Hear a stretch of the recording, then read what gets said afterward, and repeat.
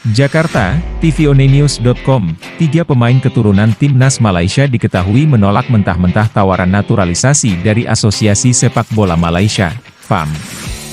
Fenomena naturalisasi pemain keturunan ini kerap menjadi sorotan dalam dunia sepak bola, termasuk di kawasan Asia Tenggara. Program naturalisasi memungkinkan pemain keturunan bisa berkontribusi untuk membela negara leluhurnya. Meski legal menurut aturan FIFA, proses ini memiliki regulasi ketat. Namun, Timnas Malaysia kerap dikecewakan oleh pemain-pemain yang memilih negara lain, meski diklaim memiliki darah negeri jiran. Berbeda dengan Timnas Indonesia, di bawah pelatih Shin Tae-yong, Timnas Garuda sukses menarik pemain-pemain keturunan untuk bergabung, menjadikannya salah satu kekuatan baru di Asia Tenggara. Bagaimanakah kisah penolakan calon pemain yang ingin dinaturalisasi oleh Malaysia? Dan bagaimana keberhasilan program naturalisasi di Indonesia? Inilah 3 pemain keturunan yang menolak mentah-mentah membela Timnas Malaysia. Yang pertama, Isaac Hayden, Jamaika. Gelandang Newcastle United ini lahir di Inggris, dengan ayah berdarah Jamaika dan nenek yang diklaim memiliki keturunan Malaysia. Meski memenuhi syarat untuk membela Harimau Malaya, Hayden memilih memperkuat Timnas Jamaika. Penolakan ini menjadi tamparan bagi publik Malaysia yang berharap kedatangannya memperkuat lini tengah mereka. Pemain yang kedua, Ethan Wheatley, Inggris.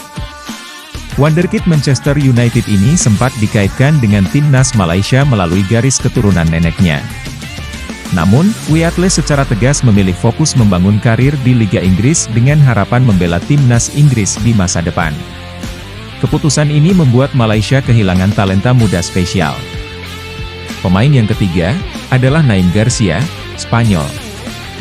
Pemain kelahiran Madrid ini menerima tawaran langsung dari FAM, namun Naim Garcia menolaknya tanpa ragu. Bermain untuk CD Leganes di Liga Spanyol, Garcia lebih berambisi membela Timnas Spanyol dibandingkan mengambil peluang bersama Harimau Malaya. Bagaimana perbandingan naturalisasi Malaysia dan Indonesia?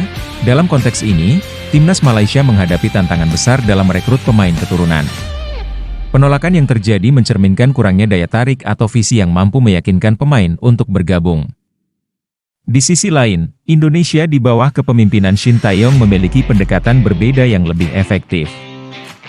Shin Tae-yong memainkan peran penting dalam proses naturalisasi pemain di Indonesia. Ia tidak hanya mendatangkan pemain keturunan seperti Jordi Amat, Elkan Bagot, dan Sandy Walsh, hingga Kevin Dix. Akan tetapi pelatih asal Korea Selatan itu juga memberikan mereka peran signifikan dalam skuad Garuda. Pendekatan ini menciptakan rasa percaya diri dan keterikatan emosional pada semua pemain. Selain itu, proses naturalisasi di Indonesia dipadukan dengan rencana jangka panjang untuk membangun tim nasional yang kompetitif. Shin Tae-yong secara aktif terlibat dalam komunikasi dengan pemain-pemain Eropa yang memiliki darah Indonesia, menjelaskan visi besar dan jangka panjang timnas Indonesia yang tengah dibangun. Hal ini menjadi daya tarik bagi pemain untuk memilih Indonesia. Sebaliknya, Malaysia kerap terlihat lebih reaktif dalam merekrut pemain keturunan, tanpa memberikan gambaran jelas tentang peran mereka di tim. Akibatnya, pemain lebih memilih negara lain yang menawarkan prospek lebih menjanjikan. Keberhasilan Indonesia dan kegagalan Malaysia dalam menarik pemain keturunan menunjukkan pentingnya pendekatan yang strategis dan terencana. Shin Tae-yong membuktikan bahwa visi jangka panjang yang jelas dapat menarik pemain berkualitas untuk membela Garuda.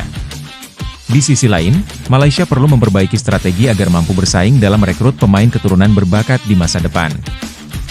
Di samping itu, Shin juga mengungkapkan latar belakang kesuksesan Timnas Indonesia juga tak lepas dari peran Ketua Umum PSSI Erick Thohir. Pada zaman Pak Erick Thohir komunikasi lebih lancar dan Pak Ketum sering datang ke stadion. Jadi saya sangat senang sejak Pak Erick Thohir jadi Ketua Umum. Saya mengucapkan terima kasih kepada Pak Erick Thohir atas dedikasinya terhadap Timnas dan sepak bola Indonesia, kata Shin Tae-yong dalam unggahan video wawancara di akun media sosial. Karena Pak Ketum sangat peduli sama Timnas, pemain, ofisial dan staf pelatih. Makanya itu salah satu alasan sepak bola Indonesia bisa berkembang dan berprestasi, ujarnya menambahkan.